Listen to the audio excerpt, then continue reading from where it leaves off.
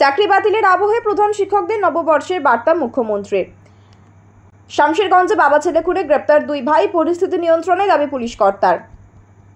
চাকরিহারা শিক্ষকদের জন্য ভারাক্রান্ত মন, সেই দুঃখে গান বাঁধলেন তরুণী বাউল। অক্ষয় তৃতীয়াতে দীঘায় জগন্নাথ মন্দিরের উদ্বোধন, প্রস্তুতি খতিয়ে দেখতে বৈঠক মমতার। শামশেরগঞ্জে অশান্তি নির্বাচনী অঙ্ক, পুলিশের এক শীর্ষ কর্তার দিকে আঙুল অধীরের। কলকাতার বাতাসে ধুলোর জোয়ার, বড় বিপদের বার্তা দিল সমীক্ষা। সুপ্রিম কোর্টের নির্দেশে চাকরি বাতিল হয়েছে 26,000 শিক্ষকের। নয়াদিল্লিতে যন্তর মন্তরের সামনে নববর্ষের পরের দিন থেকে ধর্নায় বসবেন তারা। আর সেই সময় রাজ্যের প্রত্যেকটি স্কুলের প্রধান শিক্ষকদের কাছে পৌঁছলো শুভ নববর্ষের বার্তা। এই প্রথম রাজ্যের প্রত্যেকটি স্কুলের প্রধান শিক্ষকদের নববর্ষের বার্তা পাঠালেন মুখ্যমন্ত্রী মমতা বন্দ্যোপাধ্যায়। প্রতি বছর SMS এর মাধ্যমে এই বার্তা সরকারি প্রত্যেক কর্মচারীর কাছে নবান্ন তরফ থেকে পাঠানো হয়, কিন্তু এবারে চিঠি করে প্রত্যেক প্রধান শিক্ষককে নববর্ষের শুভেচ্ছা বার্তা জানিয়েছে নবান্ন। নারায়ণ দাস বাঙুর মেমোরিয়াল মাল্টিপারপাস স্কুলের প্রধান শিক্ষক সঞ্জয় বড়ুয়া বলেন, মুখ্যমন্ত্রীকে ধন্যবাদ এই চিঠির জন্য, কিন্তু এই আবহে এই বার্তা খুবই বেদনাদায়ক। এই বছর আমার মতো বহু শিক্ষকরাই শুভ নববর্ষ বলতে পারছেন না, কারণ আমার স্কুলে একটা পরিবার, ফলে আমার পরিবারের এক সদস্যের চাকরি নেই। তাই এই বছর আমরা নববর্ষের শুভেচ্ছা বার্তা জানানোর মতো কোনো জায়গায় নেই। পার্ক ইনস্টিটিউশনের প্রধান শিক্ষক সুপ্রিয় পাজার কথায়, আমার রসায়নের শিক্ষকের চাকরি, আরও কিছু শিক্ষকদের চাকরি বাতিল করেছে।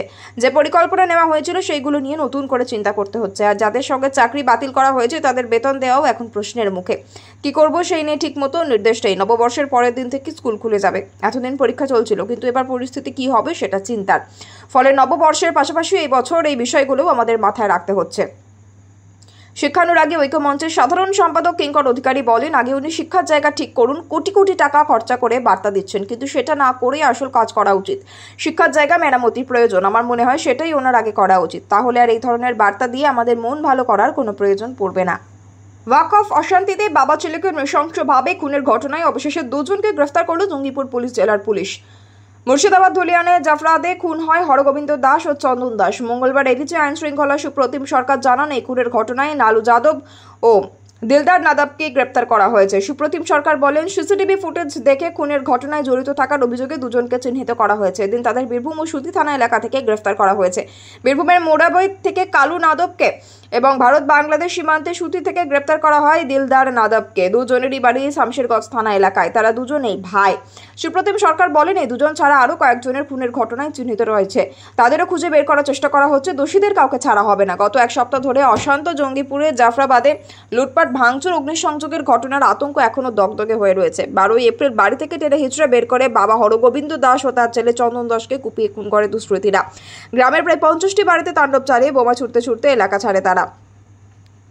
পাশাপাশি তদন্তের জন্য সিট গঠন করা হয়েছে বলে জানান পুলিশের শীর্ষ কর্তা। এলাকায় গুজব ছড়ানোর অভিযোগ, এখনো পর্যন্ত 2093টি সোশ্যাল মিডিয়া অ্যাকাউন্ট ব্লক করা হয়েছে। পুলিশের দাবি, নতুন করে কোনো অশান্তি ছড়ায়নি। এলাকায় স্বাভাবিক অবস্থা ফিরে আসছে। নববর্ষের দিন দোকান খুলেছে। এদিকে এদিন জঙ্গিপুর ছাড়াও কান্দি, বহরমপুর, লালবাগ, ডোমকল মহকুমায় কেন্দ্রীয় বাহিনী মোতায়েন করা হয়েছে। এমন আজব কাণ্ড লন্ডভন্ড আগে দেখি নাই বলি, 26,000 চাকরি গেল ঘুষের দায়। রায়গঞ্জের কাশিবাটি এলাকায় কান পাতলে ভেসে আসছে এমনই লোকগান। এই গানের শিল্পী তরুণী মোহন বিশ্বাস উত্তর দিনাজপুরের জনপ্রিয় বাউল হিসেবে পরিচিত। গানের কথাগুলি শুনলেই বোঝা যাবে তার বিষয়বস্তু। সম্প্রতি দেশের সর্বোচ্চ আদালতের রায় 2016 সালের SSCর পুরো প্যানেল বাতিল হয়ে গেছে। তার জেরে চাকরিহারা হয়েছেন রাজ্যের প্রায় 19,000 যোগ্য শিক্ষক ও অশিক্ষক কর্মী। বিদ্যালয়গুলিতে তৈরি হয়েছে শূন্যতা। যে শিক্ষকরা চক ডাস্টার হাতে ক্লাস নিতেন, তারা এখন নিজেদের অধিকারের আদায়ে রাস্তায় নেমেছেন। আর সেই অধিকারের লড়াইয়ে নেমে কসবা DI অফিসে পুলিশের লাঠি জুটেছে, সঙ্গে লাঠিচার্জ। এই ঘটনা দেখে আর বসে থাকতে পারেনি রায়গঞ্জের বাউল শিল্পী তরুণী মোহন।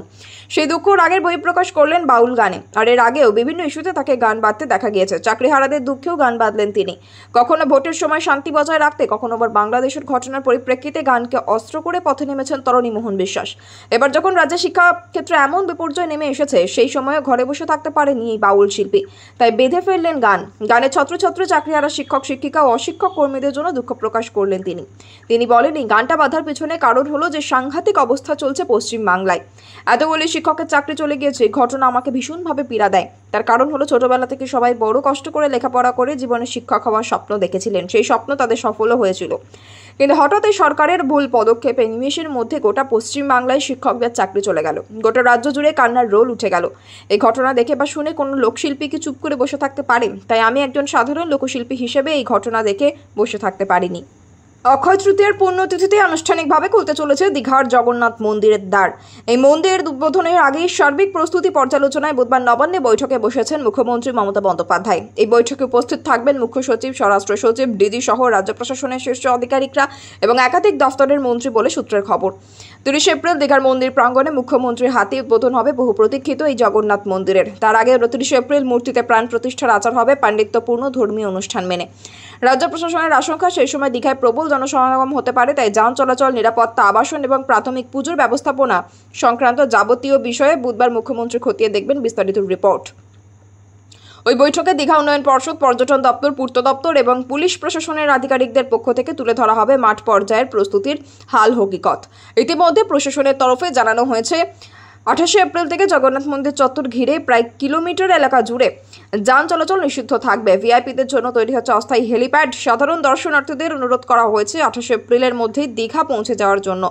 উল্লেখ্য, পুরীর আদলে নির্মিত দীঘার জগন্নাথ মন্দির, এই মন্দিরের উচ্চতা 213 ফুট, বিস্তৃত প্রায় 22 একর জমিতে। মন্দির নির্মাণ খরচ হয়েছে প্রায় 200 কোটি টাকা। রয়েছে অতিথি নিবাস, প্রশাসনিক ভবন, অগ্নি নির্বাপক ব্যবস্থা, স্থানীয়দের জন্য স্বনির্ভর গোষ্ঠী ব্যবসার সুযোগ। মুখ্যমন্ত্রী ইতিমধ্যেই জানিয়ে দিয়েছেন এই অনুষ্ঠান নিয়ে বাড়তি প্রচার তিনি চান না। তার কথাই, আমি হাইপ তৈরি করতে চাই না, মন্দিরের মহিমা আপনি ছড়াবে। তবে প্রশাসনের প্রস্তুতি যাতে নিখুঁত হয় তা নিশ্চিত করতে এদিনের এই উচ্চ পর্যায়ের বৈঠক বলে নবান্ন সূত্রে জানা গিয়েছে। কলকাতা শহরের বাতাস কতটা দূষিত তা নিয়ে নতুন করে চিন্তার কারণ হয়ে দাঁড়ালো এক সমীক্ষা। কলকাতা পুরো এলাকার উপর চালানো এক সমীক্ষা জানাচ্ছে, শহরের বায়ুতে ভাসমান ক্ষুদ্র ধূলিকণা সবচেয়ে বড় উৎস রাস্তার ধুলো, নির্মাণস্থলের মাটি, আবর্জনা পোড়ানো, ডাম্পিং গ্রাউন্ডে লাগা আগুন এবং শ্মশানের ধোঁয়া। শুধু PM10 নয়, সূক্ষ্ম কণিকা PM2.5 ও শহরের বাতাসে বিপজ্জনক মাত্রায় রয়েছে। দ্য এনার্জি অ্যান্ড রিসোর্স ইনস্টিটিউটকে এই সমীক্ষা করিয়েছে পশ্চিমবঙ্গ তথা রাজ্য দূষণ নিয়ন্ত্রণ পর্ষদ। 2022-23 সালে শীতকাল, 2023 সালের গ্রীষ্ম এবং 2023-24 সালের শীতকালে কলকাতার 6টি জায়গায় বায়ুর গুণমান পরিমাপ করা হয়। দেখা যায় প্রতিটি এলাকায় বায়ু দূষণের প্রধান কারণ ধুলো। গ্রীষ্মকালে তার পরিমাণ আরও বেড়ে যায়। সমীক্ষা জানাচ্ছে, বস্তি ও ছোট খাবারের দোকানে কাঠকয়লা দিয়ে রান্নার ধোঁয়াও বড় কারণ।